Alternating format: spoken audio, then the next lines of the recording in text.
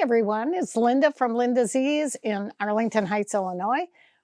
Today we are going to talk about quilting, and this is not piecing. This is where we are sandwiching two pieces of fabric together, and instead of putting batting into the in between, we're actually going to put something called soft and stable. I have a piece here that I've already done. I'm not going to actually do the quilting for you, but I am going to show you the technique because I think this will be a really great thing for you to look at. Many of you I know have sit downs or long arms or various types of quilting machines, and those are going to be great for what you're doing here. In fact, this one, you can see there was a big piece here. I have I'm going to kind of fold it over so you can kind of see the back. And the great part about this is on the front, these are nice, big, beautiful, what I call full bloomed roses. And then on the back, this is a black fabric, and I use black thread, so you can see that it does kind of puff out. And of course, these roses are showing up. I think they're just really, really looking wonderful because they're going to give some body to the bags and totes and placemats and home deck things that we're going to do with this. It's the same technique as when you're using batting in between, but it's giving you a puffier feel, and it's also giving you a little bit more stability than batting was. You could use batting if you wanted to for a tote bag or for a purse, and I've got some samples here that I want to show you. However, those of you that haven't tried the soft and stable, I would really encourage you to do that. If you're working with a bag like this one that I've done, I've used this so much. I just absolutely love it. It's my favorite pattern. It's a ByAnnie pattern, and it's, I think it's called Road Trip. Mine's that Road Trip might be the bigger one. It's one of her patterns that I think I think it is Road Trip. And you'll see that I did some interesting things on here. I put the little pockets. I didn't put a zipper. I left these on because I can pull and push it back and forth, which is kind of nice. I did use the soft and stable in the handles, but the important thing that I want to stress today is the fabric that I used. I actually used the soft and stable, like this fabric that the bag is sitting on. And what I did is I put a backing behind it too. And then I took it now on this particular one, I believe I took it to the sit down, and I just moved the fabric itself to a very simple pattern. Whereas this particular one, I actually put this on the long arm. And what I did is this is your leader, this is your batting. You're going to put it on just exactly, those of you that are long armers, like you're doing your batting, like you're doing a quilt. The only difference is that you don't have to leave quite as much space on the outside. I get so used to doing at least, 3-4 inches that I always do that anyway, and then a bigger piece up here for the leader. If you haven't seen what soft and stable looks like, I'm going to show you here. It's almost like you can kind of see it straight ahead here. It's almost like a foam, but it's not the foam that you would go and buy for the foam for cushions or anything. This is a really unusual type of stability, and it's called soft and stable. It comes in an off-white like this, and it also comes in black. I use the black when I'm using dark fabrics on each one, and I would have used it on this, but quite frankly, we ran out of it. It's a very popular one, and now we do have it in stock, and we keep it in big rolls. We also have smaller packages, and we will go ahead, we cut it by the yard, and we will go ahead and put a special on it for you, and we'll put it on the down below where your coupons are so that you can see what this pricing is. So when you get started for doing this, I know many of you have done quite a few. Well, here's kind of a tote bag. This is really a big travel bag. And by the way, all these samples that I'm showing you, I'm not going to get into them because we actually do a club where we show how to do all of this. We get start to finish, how to put the zippers in, how to put the binding around, how to do the strap. And that's going to be a really great special. We're going to do a video here quickly in the next couple weeks, so watch for it. But in the meantime, I'll tell you about it because I want you to be aware that you have full advantage of taking this sale too. And what it's going to be, it's 2 big years of all these clubs teaching the bags, something like this. Again, this is a wonderful one with a shoulder bag where you can bring it in. This is a smaller little lunch bag. This happens to be one that keeps all your different tools in it. We have little jewelry bags. It's a little clamshell. I love this. It's in all kinds of different sizes. It's made out of Tula fabric, and we did the ribbon. And you can see how this fabric was quilted. It was all quilted before we put the fabric, before we put the pattern on here and cut it, just like I'm doing on the red one. You're going to get 2 full years, 24 teaching sessions of everything there is in these different bags that we're talking about. Just some wonderful technique. Once you complete these, all of these different classes that I'm talking about, for the sale price of $89, you will never need another lesson because you will know exactly how to put hardware on. You will know how to put a zipper on. You'll know how to put this mesh on like we're doing here. Just some wonderful, wonderful things. And quite often, you know, we go through the step-by-step of how to put the bags together. I love this one. I'm going to show it to you because you'll probably see it again. But look at how big this is. You can easily put your, I'm going to put it out here so the camera can see it. See how nice that is for your rotary cutter mat, for the all kinds of different tools. There's a zipper inside and there's a zipper on the outside so that you can unzip this whole entire thing. And that's what we really like to do, is we really want you to be able to use these.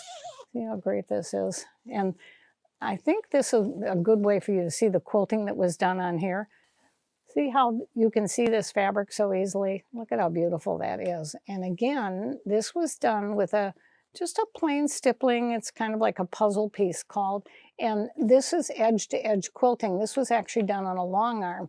I'm going to show you some techniques of how you can do things besides long arm, because I know many of you out there do not have a long arm, and you're kind of saying, well, what am I going to do? Well, I'm going to show you, because there are, just on a regular sewing machine, you can still quilt this with the soft and stable, say that 5 times, and you'll be able to do it too. So let me put this away so that you can get a little bit better look at what I'm talking about here. What I do is I take a pretty good sized piece, because sometimes I can see the quilting starts right here and it goes all the way through to the piece, actually right to the edge. And of course this is basted on here. And this is all completely quilted. And this particular one was done with the edge to edge. So we start on one side, and then the computer goes, the arm swings back, and then it goes this way and it goes that way. So this is done with a long arm. I could have taken this on my sit down and done the free motion part of it, and I do that on some of my quilts. And this particular one, no, it wasn't that one, and it wasn't that one. Let's see if I can find one that I've done. This one could easily be done, because you may not be able to see that there. Let me move it to the camera. You can see how see how it's moving here. It's straight lines. And you can see on the inside probably a little bit better. This is a batik fabric. And see how nicely those lines show up. And you could do that with a ruler, or you could go ahead, if you're real steady, with free motion. And it doesn't have to be that you're that straight, because you could go ahead and you know, make a wavy line. It's all up to you. That's the great part about this. What you're doing is you're capturing that soft and stable in between the 2 layers of fabric. And then you are going to take that fabric and you are going to lay out your pattern. We have lots of different patterns here, and I think sometimes people forget how wonderful this technique is for just plain old table runners.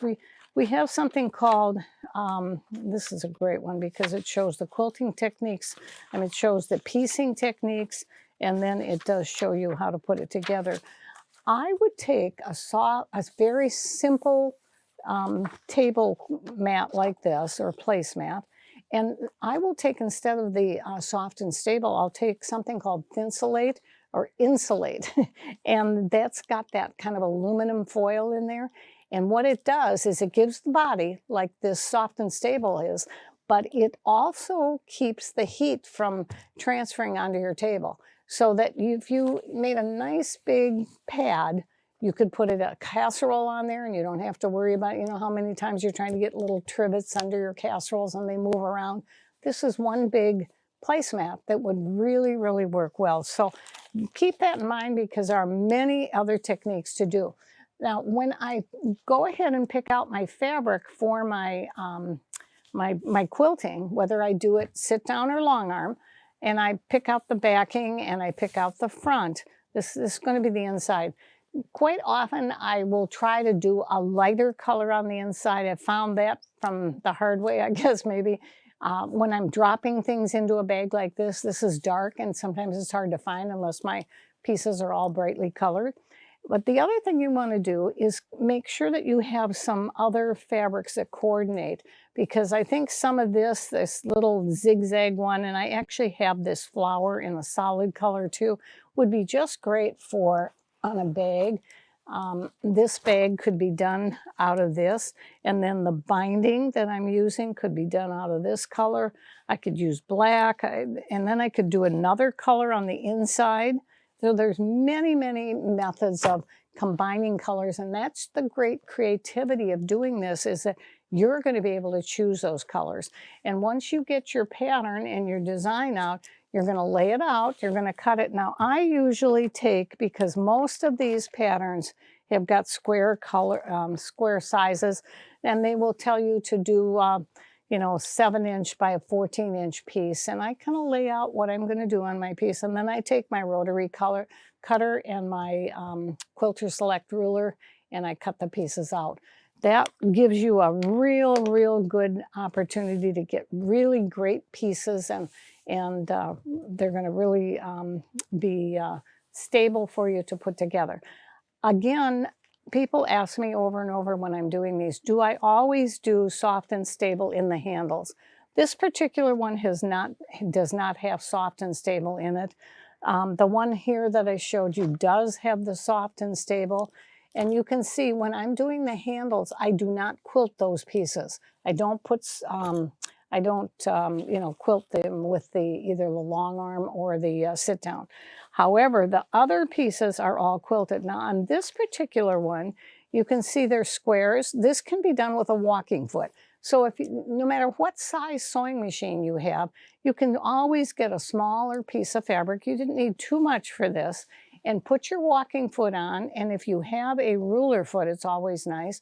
But if you don't, use your walking foot. There's something called the foot book that is just wonderful for teaching you how to quilt with the walking foot. It's very easy. Beginners can do this, and you can see how then the squares are going this way, and you can use your gathering guide that goes on the side of the walking foot, and then all of your quilt squares will be exactly the same. These happen to be 1-inch quilt squares. You can see the same thing is done all the way across the back. And when, again, I'm doing this, I am using a backing, a topper, and then the soft and stable on the inside. So it will really give you a real solid look. Another technique that I think would be really great, people forget about this all the time, but this, can anybody tell me what this is? I'm going to put it right here so you can see it real close with the camera. You see this right here? I know some of you recognize it right away, right? How has this been quilted? I'm going to turn it over. Can you tell? How many said with a serger? You're exactly right. This is really it's a chain stitch, and you can see that many times we will do things that will give you, much more decorative stitch. Again, you can use your imagination. There is so much that you can do with preparing this fabric before you go to make tote bags or purses or, you know, your home deck, or like I said, these little clam shells. They come in, like I said, all the different sizes, and they're just so much fun. So I want to encourage everyone to make one of these. These are simple. They're easy to do. Watch for our video. We will, if you do call us, or maybe there'll be something on the video here, and you want to take advantage of that special, just let somebody know, and I'm sure that they'll make sure that you get it. Again, I want to thank everyone for watching these videos. We are thrilled to be able to present them to you. We always like to give you something new. I hope you learned one new thing today, and if you did, that makes me real happy. So have a great week, and I hope to see you next. Thanks so much.